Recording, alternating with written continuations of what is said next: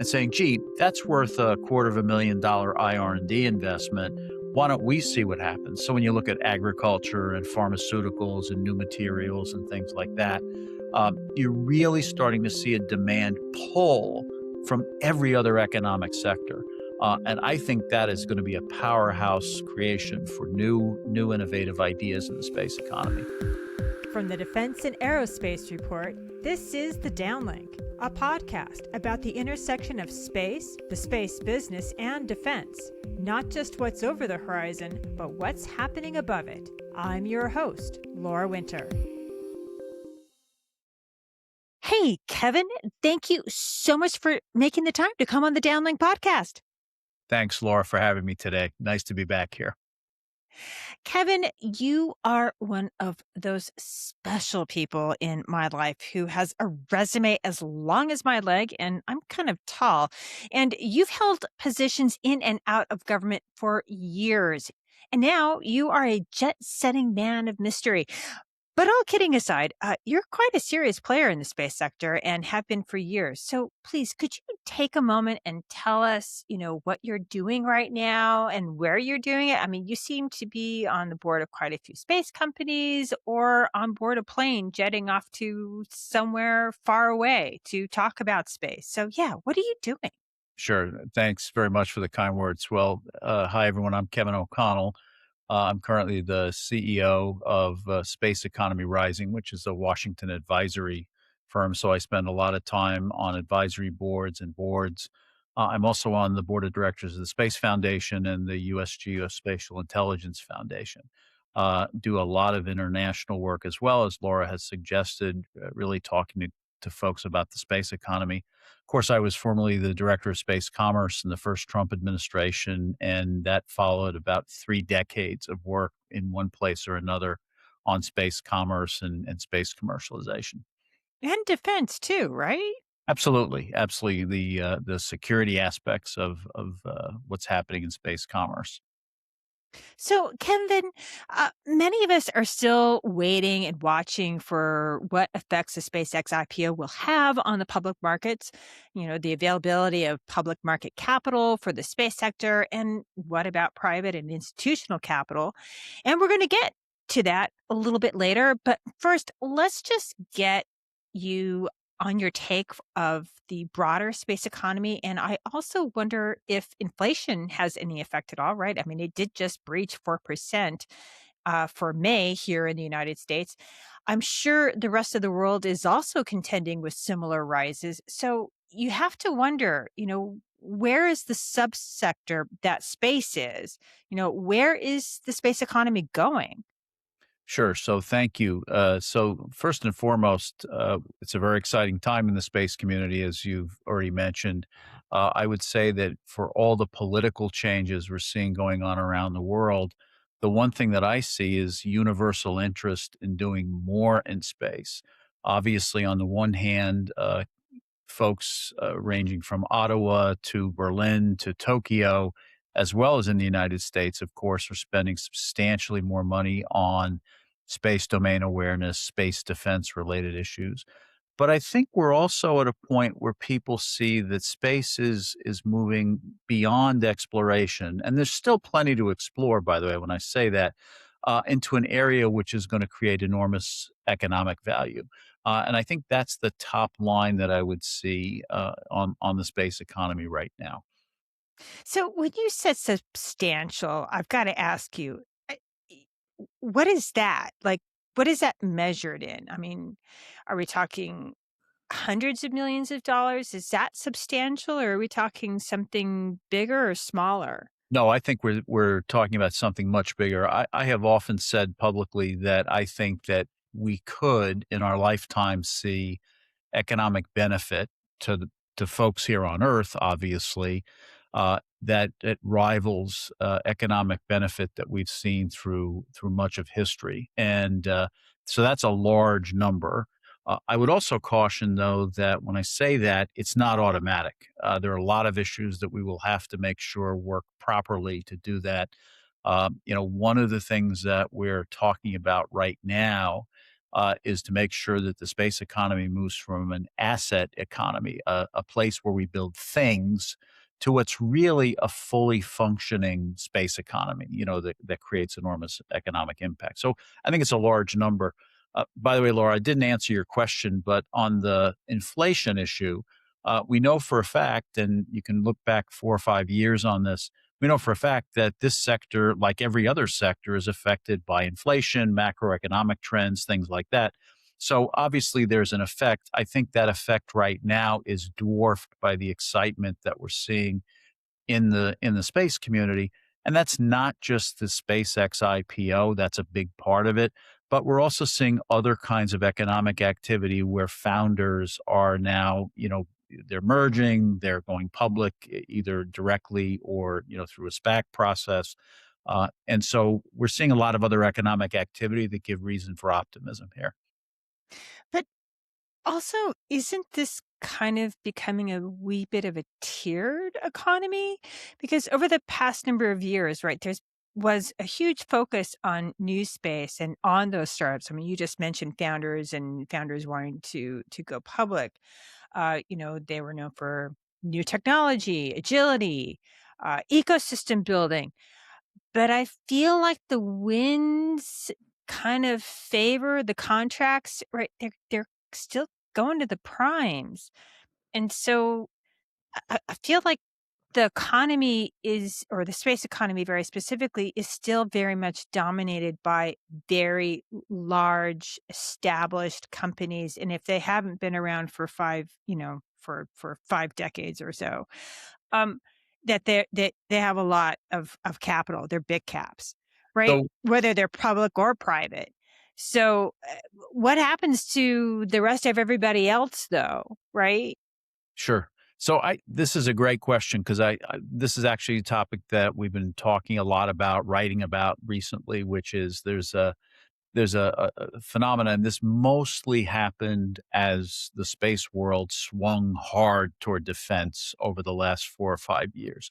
Okay. On the one hand, we see a lot of investment in very predictable areas, large contracts, places where the government is spending money, and the government is spending, as are other governments, unprecedented amounts of money on space defense and space security related issues.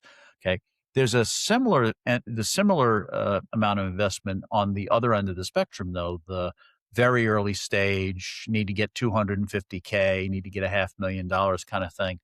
What's lacking is the middle. And I think one of the things we're thinking about as we approach the SpaceX IPO is the need to make sure that the entire spectrum of space activities is funded, is capitalized, and so remain to be seen. Now, again, there's a lot of cash flowing into the system. And again, there's also a lot of funding coming in from governments into the system. And they work synergistically together in an ideal setting. And so the extent to which those new dollars fill out this spectrum of capability, I think we will have a potential for a fully functioning economy, space economy. All right. And you know that this is a short kind of a podcast. So I'm going to kind of, nudge you along here. But I really do want to get after something that I know really sticks in your craw, right? And that's regulations. You worked on this when you were in government. You've worked on it when you're out of government. It's not going to go away. And while it's true that this administration wants to reduce regulation, other parts of the world may not exactly agree with that approach. So, starting locally here in the United States, you know, what have what has been the win or the loss? And I'm going to ask you to try and be kind of narrow in creating a better environment for the space economy vis-a-vis regulations, just here in the United States. So let me just make a quick comment generally about regulation. Space is one of the most regulated businesses on Earth, and I would say that everyone is trying to understand what the right level of regulation is. So whether you're a mature power, we'll talk about the United States and Europe and Japan, or whether you're an emerging space player, African countries, some Middle East countries, everyone is trying to understand what the right level of regulation will be. So that's the general point. On the specifics in the United States, obviously, we've now had, in addition to many other things, we've had two executive orders out of the administration. And very important to read the words on paper.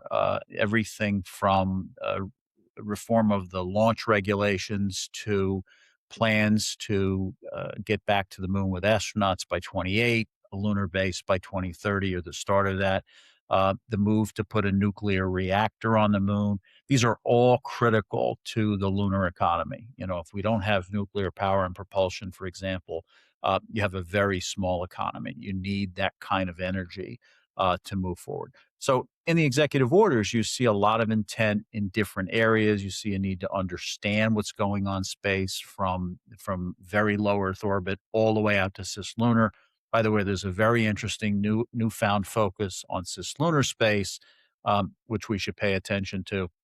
And so I think in the spirit of regulatory reform that we started in the first Trump administration, you know, we still see an attempt to make sure that the entrepreneur is given a balance in addition to the normal protection of safety and security that is out there. The concept of mission authorization, of course, was given to commerce. That's something that we lobbied for very hard in the past. And the idea there is to essentially create one place where an entrepreneur can come to get consideration of a new idea. The problem we have is that in law, the only things that are currently regulated are communications, remote sensing, and launch. And yet, so many entrepreneurs are coming forward with ideas in so many different areas that they need a more efficient way to actually have those considered for regulation. And that's been a challenge in the past. So many people are coming. Remember, when the government regulated those three areas currently regulated in law, they've been doing them for decades. And so in many new areas, we can look at space medicine, we can look at, you know, a whole host of other new functions coming in. The government doesn't necessarily have an advantage in knowing a lot more than industry does. And the scale and speed of what industry is investing in these areas is enormous. And you know, I know we'll get to the space AI combination, if not during the SpaceX part of the conversation, then elsewhere. And so as I said, other nations have been or are working on regulations that can both help or hinder space companies and not just US companies, but you know, all space companies. Uh, the menu is short, though, for what to choose from, but they are consequential. We've got the seemingly unpopular EU Space Act. There was a revision. I believe it came out in May, but the most unpopular, perhaps most expensive parts of that draft legislation are still in, and that's one. And the second menu item is coming out of Japan. The government approved a bill in March that would fundamentally shift how Japan regulates launches, moving from a framework built around satellites to one built around the rocket itself. Now, regardless of what's on board, the audience should bear in mind that while the Japanese government may approve a bill, it's actually the parliament, the Diet in Japan, that has to vote on it before it becomes a law. So that's still in process as well. So, for time, unfortunately, I am going to ask you to choose one, right? Which one catches your eye, or which one catches your ire the most? Well, so I think they're all very interesting, and they speak to my more general point that everybody's looking for the right way to do this. I think with the case of Europe, I've written about this in the past. The first shot at the European Space Act we thought was potentially injurious to entrepreneurs. I think a lot of people felt that same way, and there's been this attempt at rewrite, as you've just suggested. Um, there's no doubt, you know, based on a litany of white papers, the Draghi report, the UNISTO report on European defense. There's no doubt that Europe is trying to move forward after decades of what was a politically acceptable but economically inefficient approach to funding space. And so they're working very hard to do that. It's part of the burden sharing story. It's part of the space sovereignty story. Um, there's no doubt that they need to have a single market or need to act as a single market, but they're always tempted to regulate in a way that really fails to let European industry flourish in this particular space. And so I think that's the trade-off that's underway right now. That's the thing people are talking about.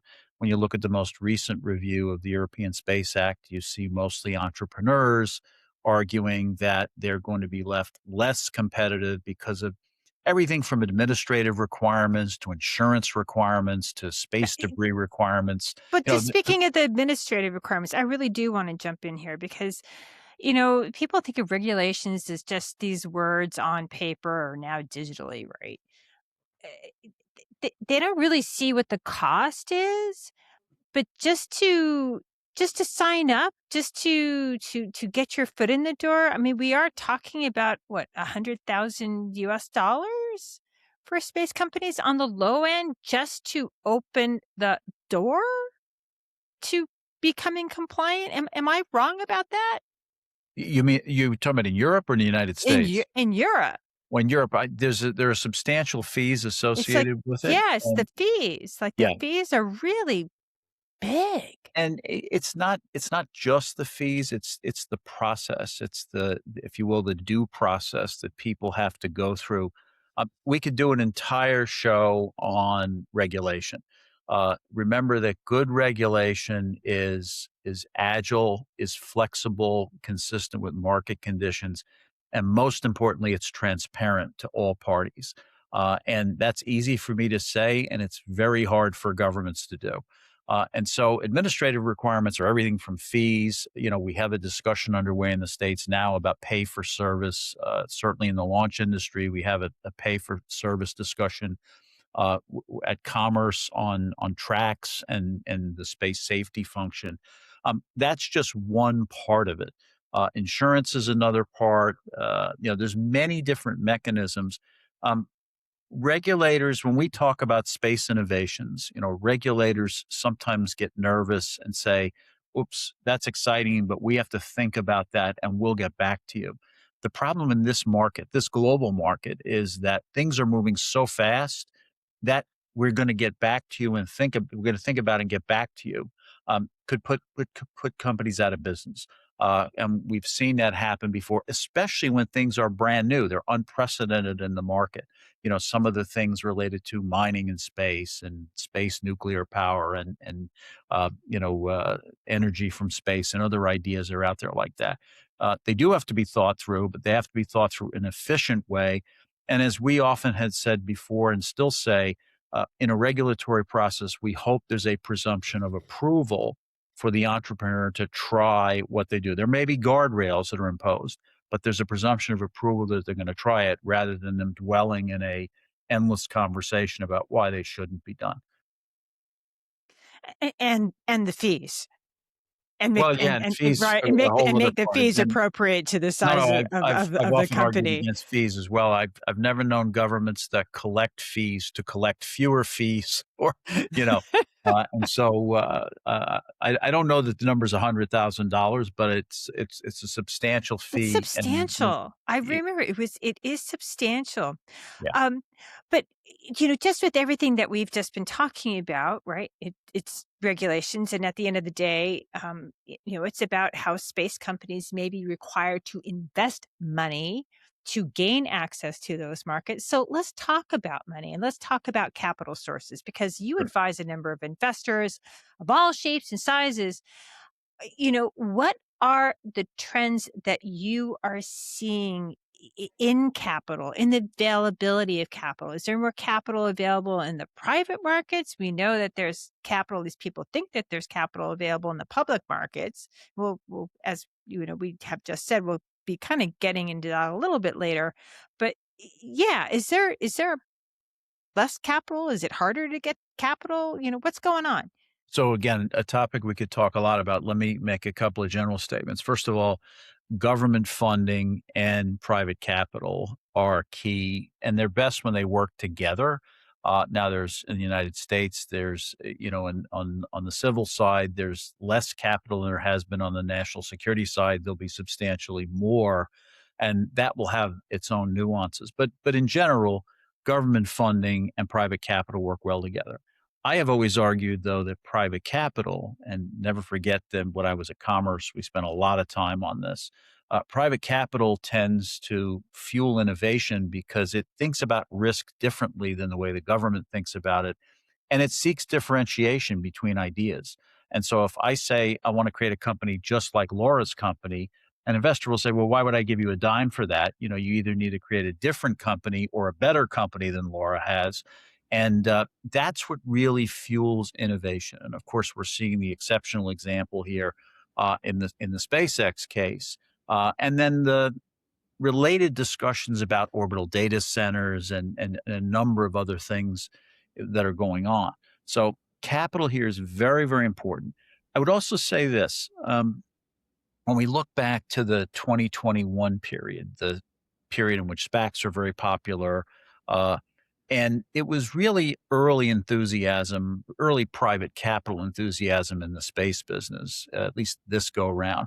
And what happened at the time, I think, were two things. Number one, uh, investors were not yet savvy enough about what makes a successful space company.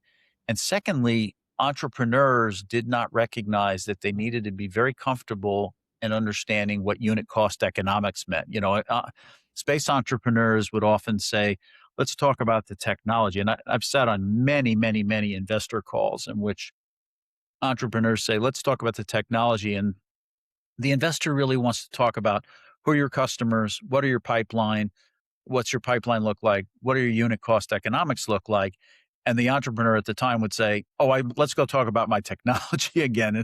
And the investor would say, "Hey, Right. I'm sorry, I don't understand what you're talking about, or you're not focused enough on how you're actually going to make money for us." Oh, I think we're oh, in a but but Kevin, this still happens today. no, of course it is. I think it happens. I think it does not happen as much on both sides. I think investors are more savvy. Okay. Uh, we could invoke the famous philosopher Yogi Berra, when thinking about the future, but I think investors are more savvy today about what makes a successful space company. They're seeing the government commitments backing things. This administration is committed to longer term contracts and new entrants and things like that. But I think entrepreneurs are also now smarter about the economics of their business because they've learned sometimes the hard way that it's the only way they're going to get funded by private entities. So let's talk about really big money, big checks, big check writers, right? Sure. And I know that you speak to a lot of folks overseas who want a big piece of the future, but I don't think that it is well understood how sovereign wealth funds invest in space. And that's big, big, big money, like bigger than adult money. Sure. I can think of at least two that have invested in SpaceX before the IPO, but that was through an AI vehicle, so it was kind of weird. That's Qatar Investment Authority and MGX, which is the UAE's fund that includes Mubadala Investment Company. And that is the sovereign wealth fund there. And the partner there was G42, or is rather. They all invested in XAI a month before it was bought by SpaceX. The Qataris are also invested in Axiom Space. And there's more. But who are the real sovereign wealth fund players in the space sector? What do they want? What's the play that they're looking for? What boxes have to be checked for them for so that they will open their wallets? So the starting point is that, within existing government budgets, governments are spending more than ever. We didn't talk yet about Japan. Japan has become the third largest spender on space in the world. They're living in a tough neighborhood. They see the economic benefits of investing in space. And so the government is making a substantial investment in space, both on the national security side, but also in the Japanese space agency's space strategy fund.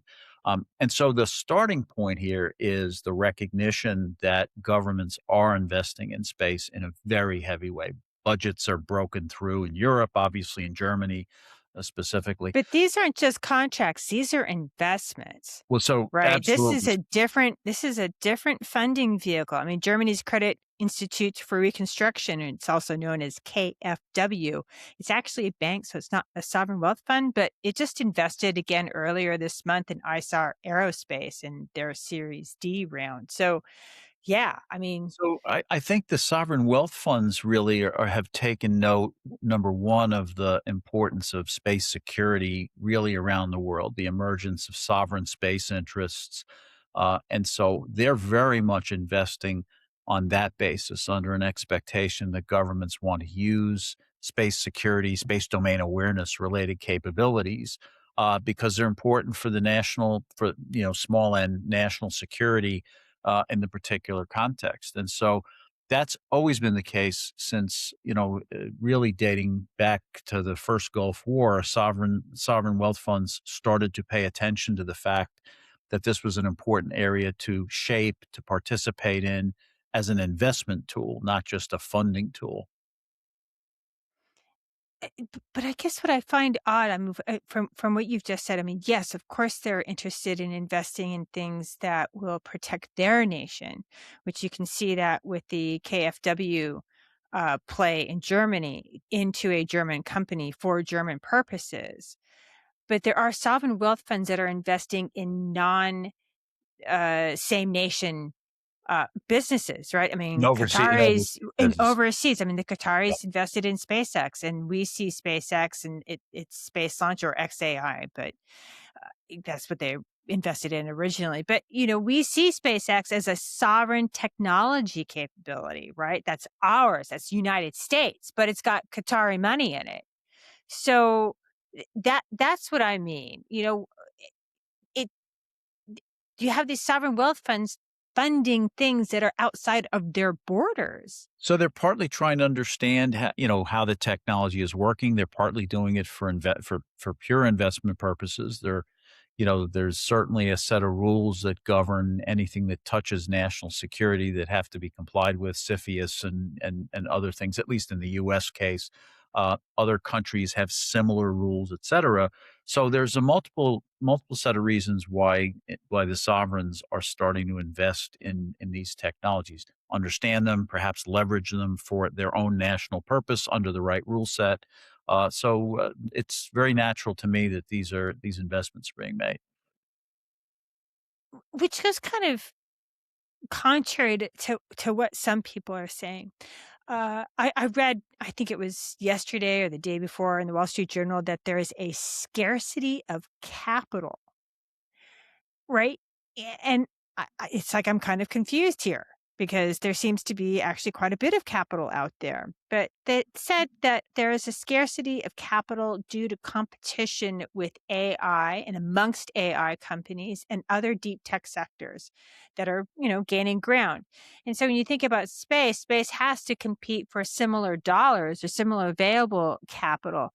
But is there actually a scarcity of capital, or are people just not looking in the right place, or, maybe the report was just wrong? No, I don't know. It depends on what you mean by scarcity. Right, It's exactly. no, there are banks that regularly, credible banks that regularly assess the amount of, I'll call it excess or on the shelf capital that is out there. Dry powder. There's no question that the SpaceX IPO, the Anthropic IPO, those are going to dent those numbers very heavily. But there is a lot of capital that is out there. Now, if we saw 10 or 12 of these things, would that start to put a serious dent?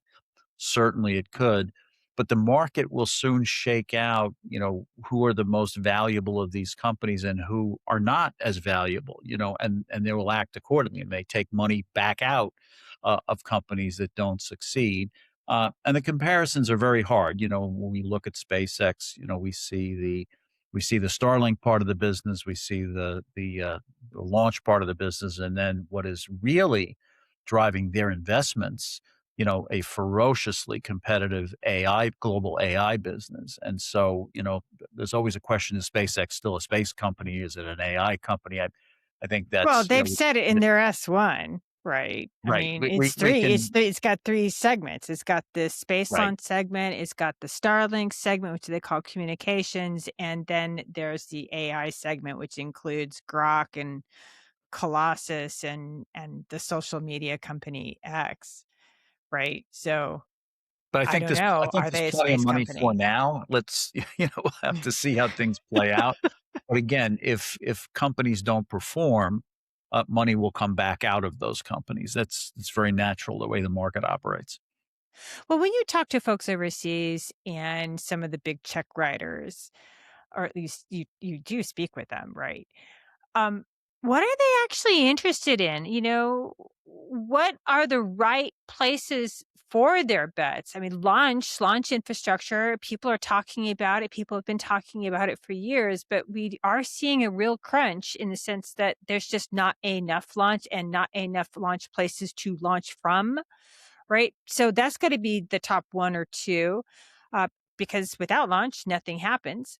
At least that's what Dr. Wu, the head of the Taiwanese Space Agency, told me a couple of weeks ago. And I'm saying that to you because I know that is a soft spot for you in your heart there. Absolutely. So, countries But are yeah, countries are pursuing their own sovereign capabilities, one of the ones they're seeing is the need to invest in launch, and so we're probably going to see regional launch winners, if you will.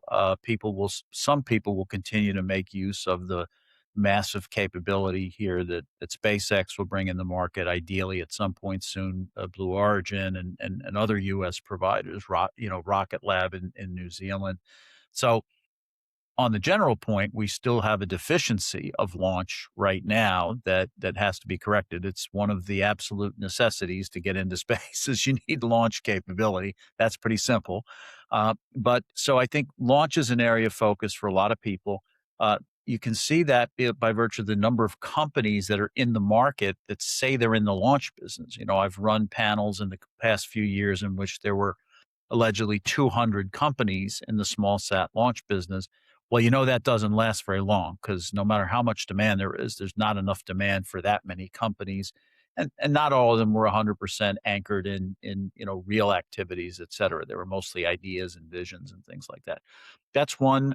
Certainly anything related, we could use the term dual use, again, debate that, ad nauseum about what it means.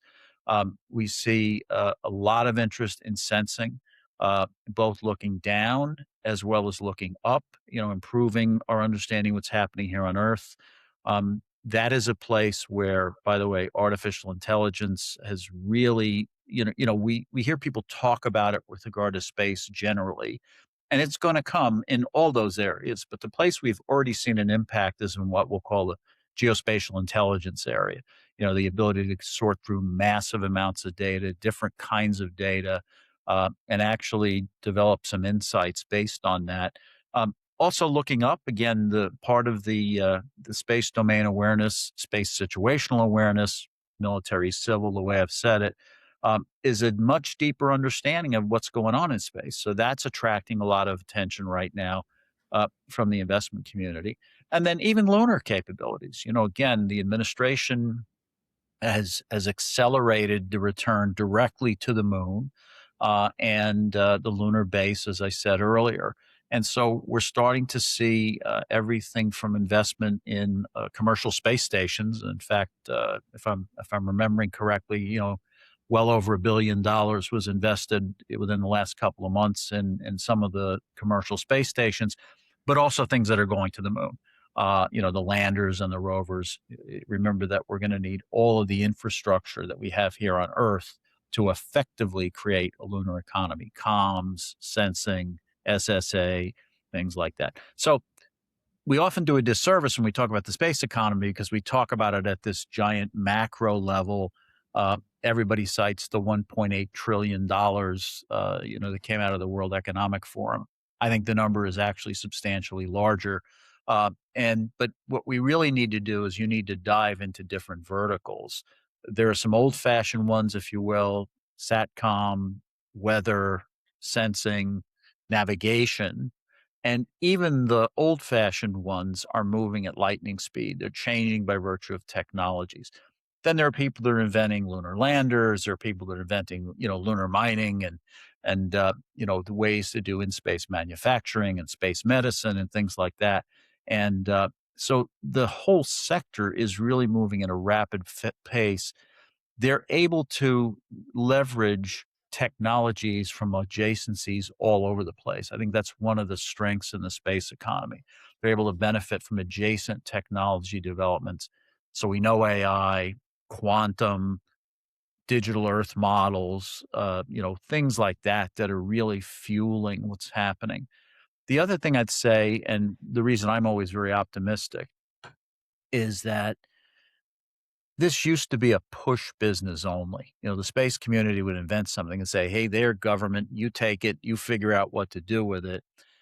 It's a very different world now because what we're seeing is literally every other economic sector is actually drawing upon ideas. It's drawing upon the easier access to space and saying, gee, that's worth $250,000 IR&D investment.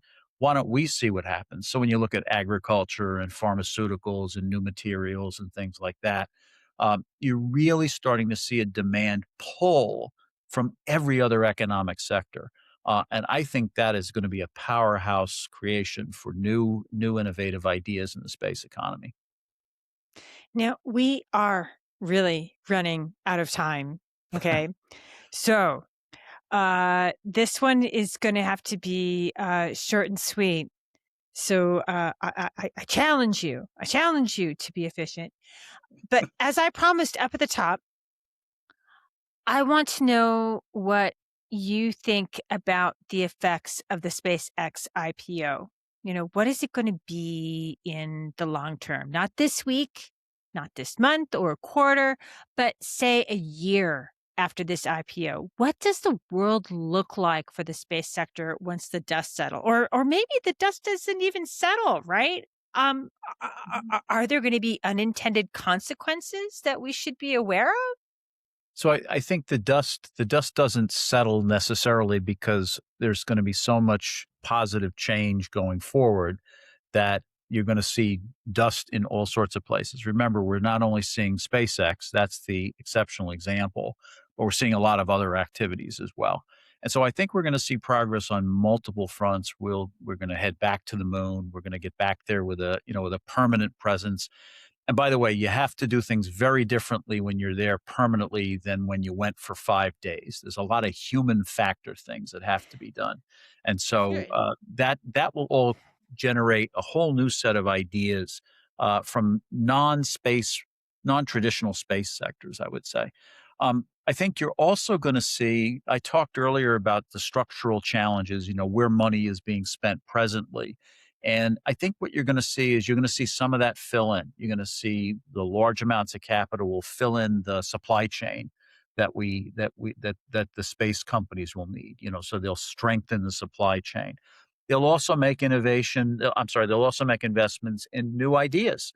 So again, whether you're a believer or not in orbital data centers, what Musk has said is that he will use the orbital data centers he builds mostly for his own businesses to start. So in essence, creating his own ecosystem. Will either prove or disprove the idea, but you'll see a lot of energy placed there. Unintended consequences. Uh, From this IPO. Yeah. well, from the IPO, I think you're just going to see, another example of a company that has got tremendous capability. We do want to see competition in the market, obviously.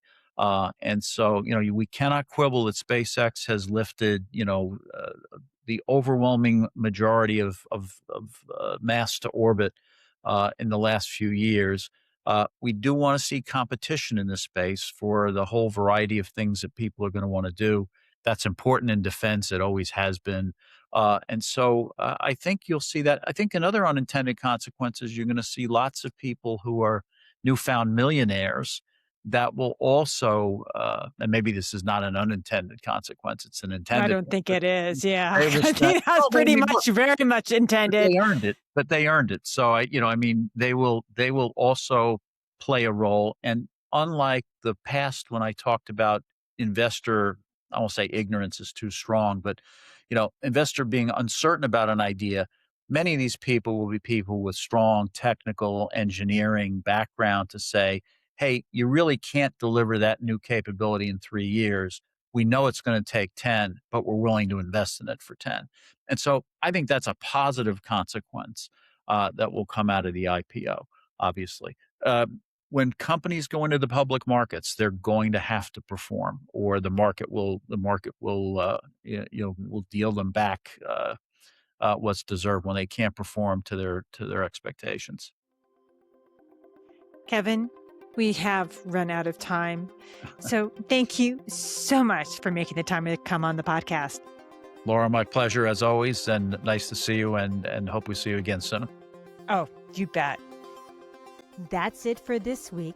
For your daily dose of award-winning defense coverage, listen to the Defense and Aerospace Report with Vago Muradian. And for the maritime domain, listen to Cavis Ships with Chris Cavis and Chris Cervello. And get your air domain news and analysis from the Air Power Podcast with JJ Gertler and Vago Muradian. I'm Laura Winter. Thank you for listening.